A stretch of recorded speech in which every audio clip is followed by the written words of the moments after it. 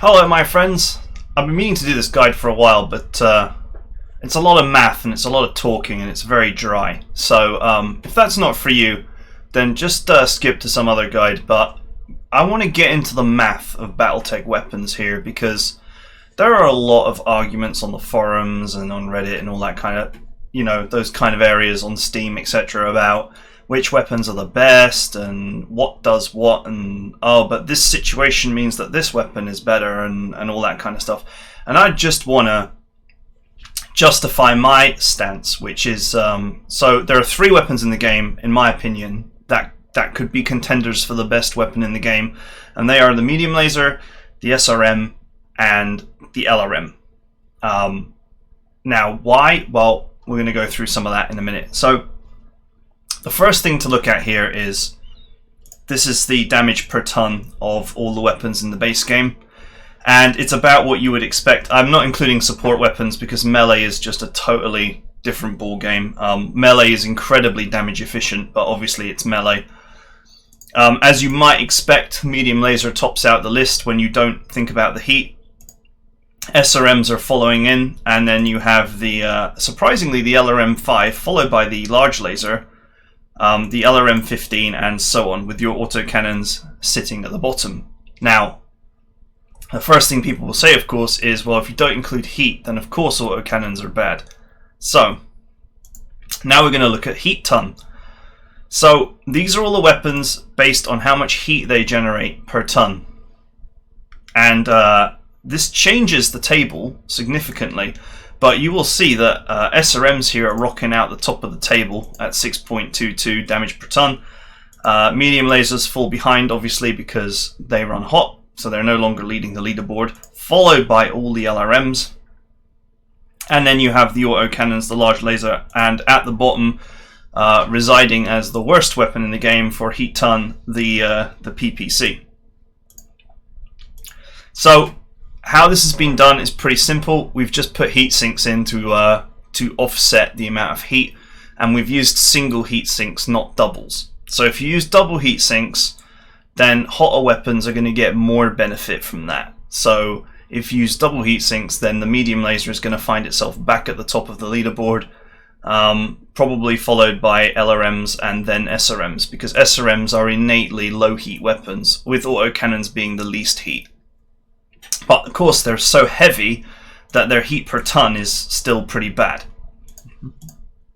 So these are the numbers so far. Now, these numbers don't look so bad.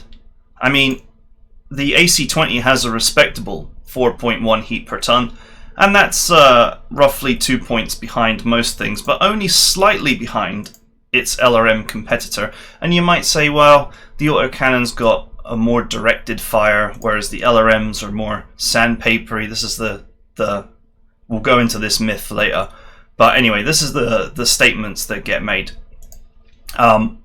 without ever sort of really thinking about the fact that LRMs can engage from across the map, and you can use jump jets to just jump backwards constantly, so the enemy can't catch you. So you're going to get many shots off before the AC-20 is even going to have a chance to fire. But anyway, I digress.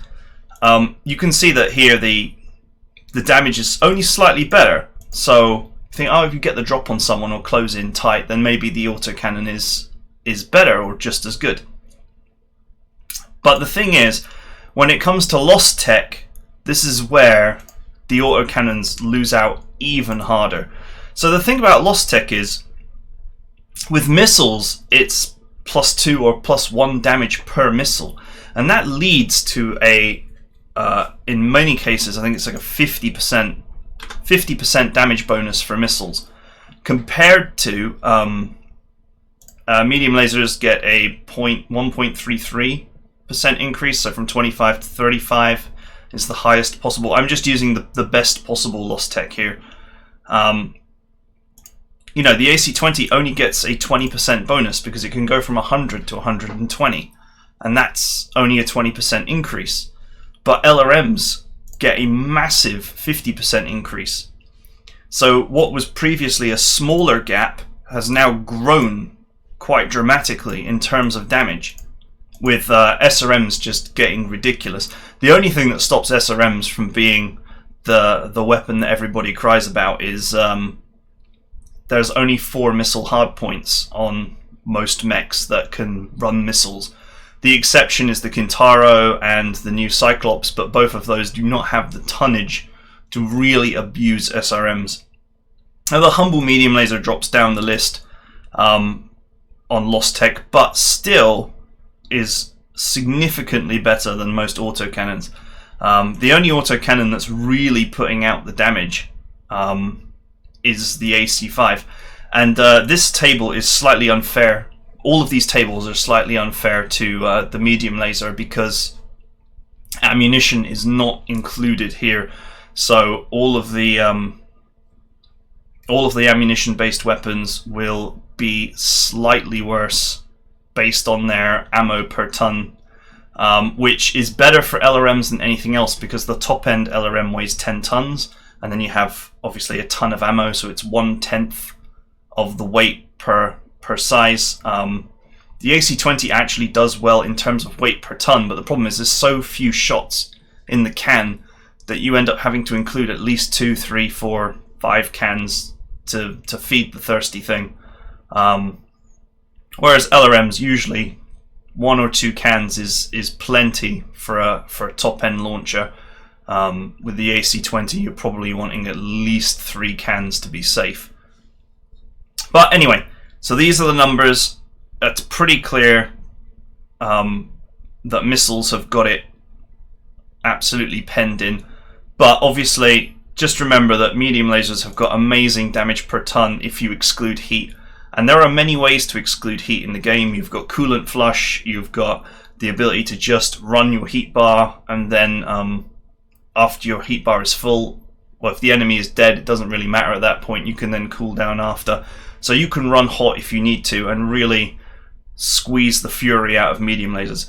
So if you look at the numbers, it definitely supports the argument that medium lasers, SRMs and LRMs are some of the best weapons in the game.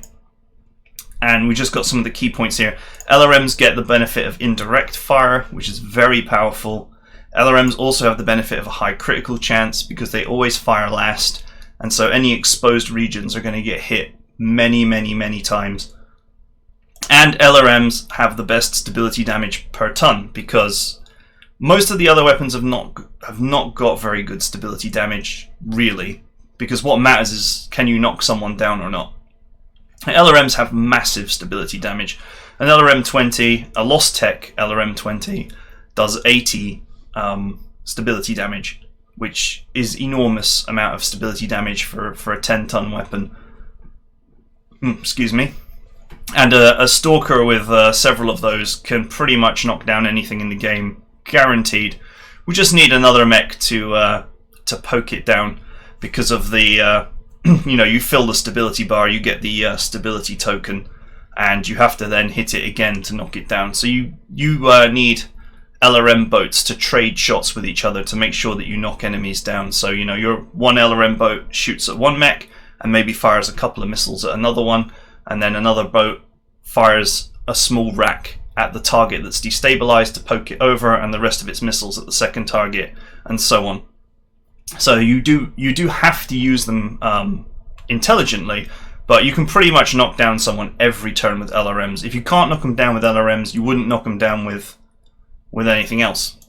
So the big argument with AC-20s is, but I can kill someone with a headshot in a single blast.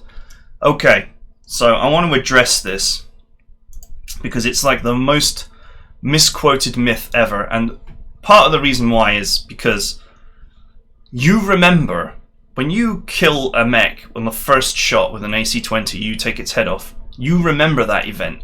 That, you know, it's very cool when it happens. But the probability of it is very poor. So here you have a 16% chance with maxed cooled shot to hit the head. 16% chance means that when you try 4 times, you have a 49.78% chance of it not occurring. So basically you're just over 50% chance to take someone's head off in 4 attempts. So the mean time to happen the mean chance that an AC-20 takes a head off is after 4 attempts. So you, on average, will need 4 attempts to take that head off. Sometimes you'll need more, sometimes you'll need less. And honestly, because of the random nature of just a single chance weapon like an AC-20, the times that it takes more are going to be extra painful. Now, what about medium lasers or SRMs or whatever? Surely they can't take the head off as well as an AC-20 can. Well, if you have 4 medium lasers, let's use that as a comparison against an AC-20. And this is unfair to the medium lasers because honestly, I reckon you could get more medium lasers running on a mech than 4 in exchange for an AC-20. But let's just use 4 medium lasers as an example. So we have a 16% chance of 400 damage. And that is 64. So medium lasers obviously do damage in bursts of 25 as standard.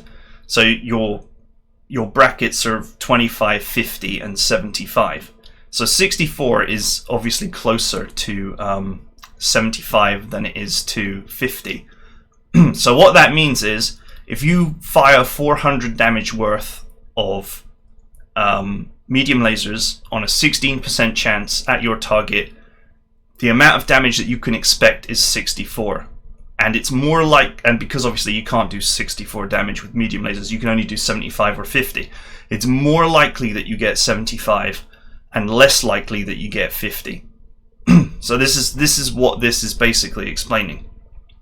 So 400 damage, obviously the amount that we have done in 4 turns with 4 medium lasers. So if you have more medium lasers, then obviously this will change. So if you run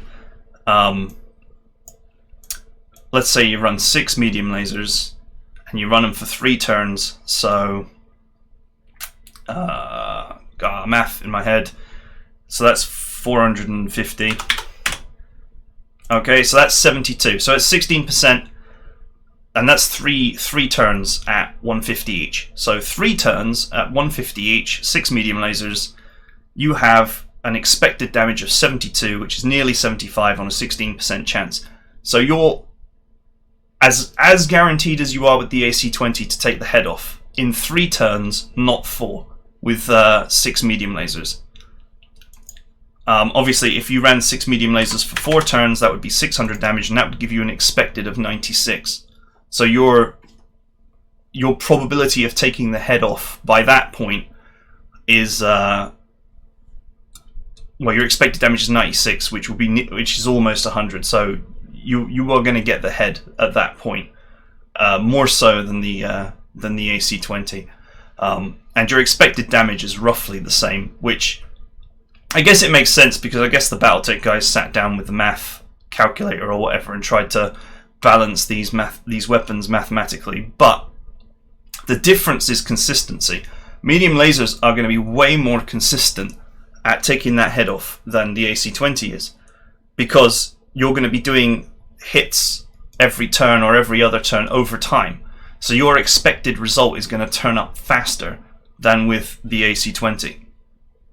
So it's not even true that the AC-20 is better at taking heads off than medium lasers or SRMs. Now, what about LRMs? Well, the comparison about headshots and LRMs is never fair, because LRMs do not kill by taking off the head. They kill by knocking down the enemy and doing injuries. Now, you can pretty much, in equal weight LRMs, guarantee a knockdown of a target every single turn. So obviously every turn is 1 injury. The most HP that an enemy AI character is going to have is 6. I don't believe that they use cockpit mods, but I might be wrong on that. And obviously the lowest would be 3. So if you're knocking them down every turn, in 3 turns they're guaranteed to be dead. It's not a probability thing. They will die in 3 turns. Now, you're not just knocking the enemy over repeatedly. That's the guaranteed damage. But if you do aim at the head with LRMs, so if you're aiming at the head every turn with LRMs, your chance of hitting the head is more or less equivalent to the chance of hitting with a medium laser, because the first missile works just like any other weapon does. So it's got a 16% chance to hit the head. Now each missile after that has a decreasing chance of hitting the head. Harebrained never released the numbers, but basically it drops. So you effectively have more chance to hit the head. But you're not hitting the head to destroy the head, because that's not going to happen with LRMs. You're hitting the head to do injuries. So if you get an injury and a knockdown, it simply speeds up how long it takes for you to kill the pilot. And the last thing, of course, is that a lot of autocannons particularly are installed on the arms in a lot of mechs. And this is something that you have to consider, because arms are very vulnerable, especially to very high DPS things like LRMs. So if you aim for the arm, either by attacking the side, you split your mechs up into 2 teams. If they're all LRM boats, split them up into 2 sets of 2. And if the enemy is facing one pair, then they're facing away from the other pair. And LRMs have got so much range that you can always be firing them all at every target all the time, because they're not going to be out of range. Aim for the arms and take those weapons off. When you aim for the side with LRMs, they have as much chance to hit the 3 regions of the side as any other weapon, because there's only 3 regions to hit. So the sandpapering effect does not happen on a side shot or a rear shot. So you're just more or less pummeling 40 to 60% of the damage into the arm, and that's a lot of damage on a very weak section of a mech. Plus, of course, you're adding the stability damage, so you'll probably knock them down. A lot of people don't realize that when you knock a mech down, you actually do a 4 to hit penalty to them. So when they get back up, all their weapons take a 4 to hit penalty. So their ability to fight back is compromised on that turn anyway, which is just another benefit for LRMs. They seem to get all of the benefits. So anyway, I just wanted to cover this with just some hard numbers. No battle in this guide. I just wanted to give the facts of the situation, sort of the paperwork, as it were, and go over the probabilities of things happening, just to show you why autocannons are just not that great. And when you throw in the lost tech, they become less great, more or less great than they were before. Honestly, the only thing that's stopping the endless missile spam is the lack of hardpoints. If mechs had 8, 9, 10 missile hardpoints or whatever, then you would just fit SRMs and you would destroy everything. But that's not the nature of the game. Obviously, the game has hardpoints. Hardpoints are in certain places and in certain quantities, and so you do have to factor that into any kind of weapon comparison. But it's just funny that, compounding the fact that autocannons have some of the worst stats in the game and the worst ammo management, they also have some of the worst positioning, in that they're all in the arms where they can easily be destroyed. The only exception is, of course, the Atlas, which has its autocannons and side torso relatively protected. But there have been plenty of cases where, I've dealt with a king crab before it can even get into range by ripping its arms off, and then that's the vast majority of that mech's weapon systems gone, leaving it a very soft target. So anyway, that's it for now. I just wanted to get this information out there. I'm apologizing if this is a bit of a dry guide, but I'm tired of writing forum posts about this subject, so I wanted all the numbers to be here and to explain all my reasoning without going over the strategy side of it too much. But generally speaking, if a strategy works for a weapon other than LRM, it works better for an LRM, because LRMs can fire indirectly and from great range, which means that they can get 2 or 3 rounds of damage in before the enemy can even fire back, if you manage them correctly, and especially with Ace Pilot. So that's it for now. I hope you found this information interesting. If it was a little bit boring, I apologize, but I just wanted to get this out there, and so I could link people to it and say, look, this is the information, this is the stats, and that's it. Alright, I'll see you guys next time.